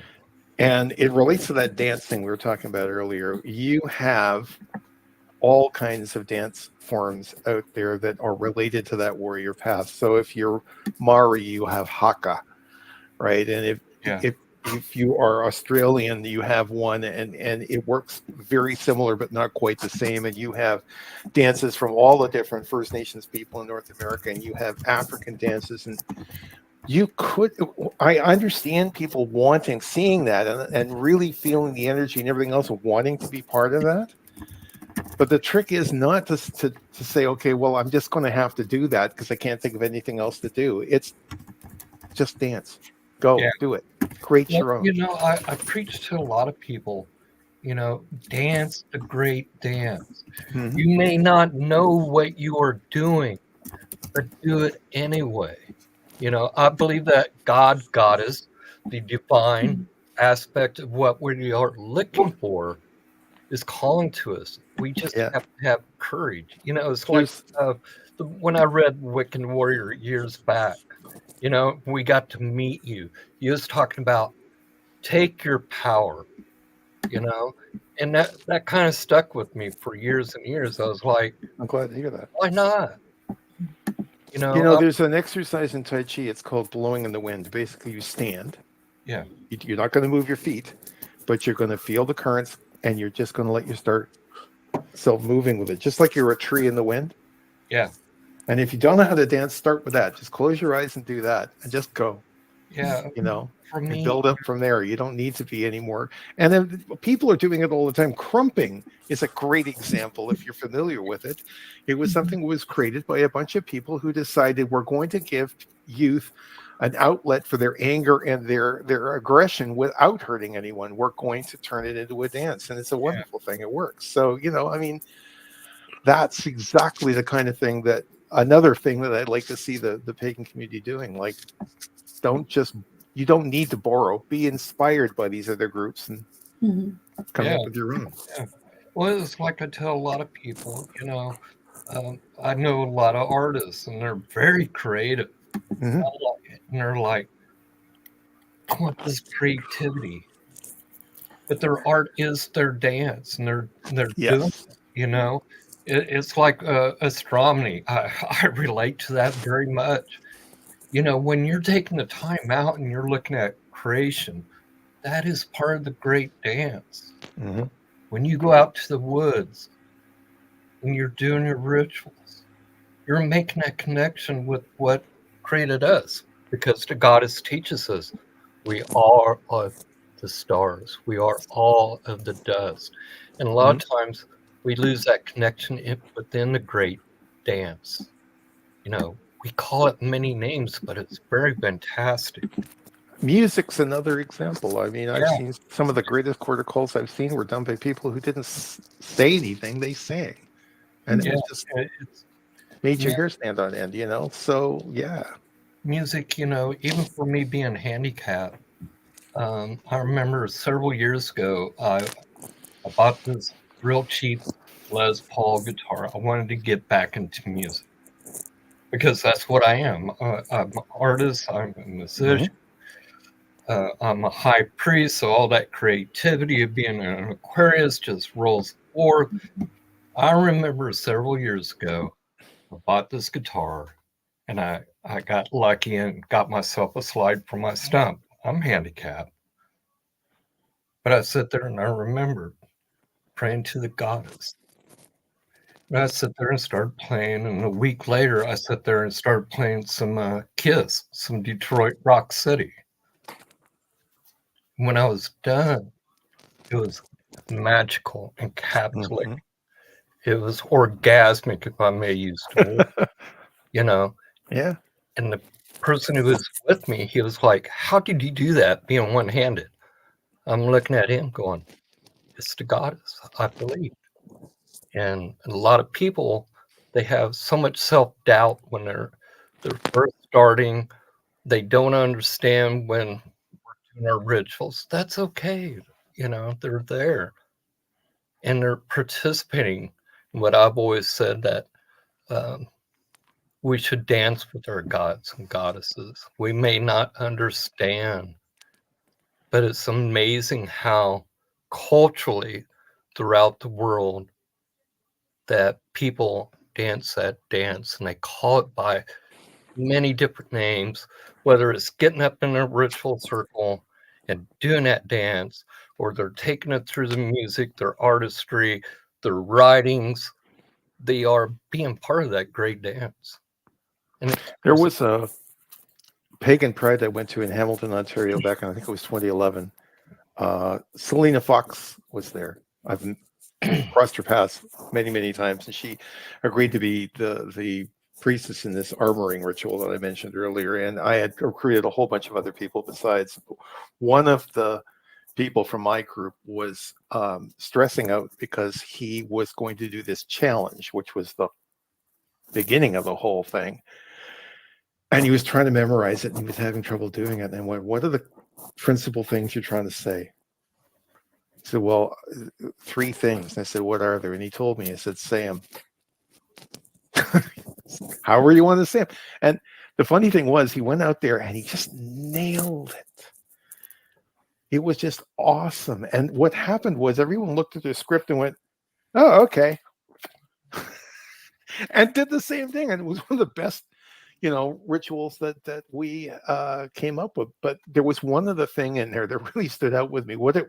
We have this part, like I said, where you put objects on the altar, and then we're going to charge them with energy, and then we're going to return them. And we had, Selena and I returned all these different things. There was nothing left on the altar. And this young man came forward. And I said, you put something on the altar? And he says, yes. And what was it? It's my heart. Yeah, you get this. yeah. Like it's just opening up and allowing yourself to be fully yourself and be truly, authentically who you are. It's and being around people who allow you to do that. So For me, spiritually, when I step in that circle, I can't hide myself. God, goddess, they know who you are. Mm-hmm. The elements does. You're laying bare naked spiritually to them because they created you. And a lot of people, I noticed that they're naive in their path because they don't see that the god and goddess knows who they are. We can't hide. We are bare naked. And a lot of times when people first encounter the god and goddess, and they actually see, they are scared. You know what I'm saying? Mm-hmm. Fear, because that connection is made. And I find that people freak out. Part of this is when you experience Satori, using Japanese terms here, you are going to a place where suddenly all of your senses are 100%. Normally it's 70% vision and 30% everything else. And when you ramp it up so that you're got everything, including your sixth sense, going, things look different. They look a lot different. They look a lot more challenging than they do in normal life because you're suddenly paying attention for the first time. And that's part of it. And somebody's just put a comment in here. Sometimes I think we overthink some things. Yeah. Some people do. Don't overthink it. If you're trying to do this psychic stuff, go with your first impression. Trust it, especially if you're clairsentient. You don't have anything else to work with. And I mean, I scared the hell out of some people when I was a police officer because they knew I did this and they could not explain what I was doing. And I didn't even try. I just, So, yeah, I mean, one of the recurring themes throughout our discussion tonight has been helping people develop their confidence in their ability, recognizing that they are powerful. Now, use it. Don't be afraid. Go out there. I totally believe that. It's really important for people to understand that as we throughout this conversation that you guys had tonight, it's all the main things that a person needs to know when they enter the path. And to me, that's important. That's what all these chats are about. All these, what we're doing right now is helping people see other, important people like for you. You're a rock star within the pagan community. You are, brother. What you have written will be preserved. 50 years from now, 100 years from now, 200 years, maybe even thousands of years, we don't know, because we do make an impact. And thank you. I'm going to let Chrissy take over. Bless you, my brother. It's nice to see you again. Same to you, brother. Safe journeys. I find it just fascinating how much, like those small impacts that we have on each other within the community. I remember you coming out for Pagan Pride. I don't even know how many years it was for it was Central Iowa Pagan Pride. 2013. No, 2000 and it was either 2012, I think it was. Yeah, right before the Cabins came out. Yeah, it's something around that time. Yeah. And it was I just remember your impact that you had on me. At that point, I was 19, and here I am years later, and I'm thinking, I still remember you and your presentation and how that went, and then just seeing you now and just being like, and you've progressed so much, and just seeing the different things that have changed with you. And then now to have you, kind of full circle, bring you back out into the pagan community, at least for something that we're hosting. You've definitely been present in it, but it's amazing just seeing those, the impacts that other people have on each other, and that how we keep building each other up in the community. And, I think a lot of us, sometimes we're looking for that permission, especially when you're beginning. And we see a lot of that where it's like, how do I move forward? What do I do? And it's like, you just do it. You just keep going. You keep figuring it out. And it's awesome. And then we all kind of lean on each other a little bit. I use a saying often with communities, especially of the witchy nature. And it's, it's like I picture a priestess walking around a garden, passing out seeds, and they don't tell you how to water it. They don't tell you how much sun it needs. They don't tell you if it needs fertilizer or what. They just said, here's that seed, you grow it. And if you need a tip, I'm here for you. You can ask your neighbor on the other side of the garden or whatever, but we just keep planting seeds and letting them flourish. And it's amazing to walk back through a garden later on and be like, I'm glad you figured it out. I'm glad you let it grow. And there's a pagan priestess who's, and I'm having a senior moment. I can't think of her name right now, but she's an author. She'll know who she is when I say this. But she said a similar thing. She said, and whatever you do, don't pull on the plant. Just let it grow. Oh, I love that. I love that. I had a similar experience where one of my mentors I caught up with her, and she's like, I've watched you since you were 14 and stumbled into this store, and now look at where you are. She's like, it's been such a beautiful experience just watching you go from point A to point B, and I look forward to seeing how far you go. And I want that for everybody, every student, everybody in the community, everybody in life. I want everybody to grow and be the best people that they can in every way possible. Oh, yeah.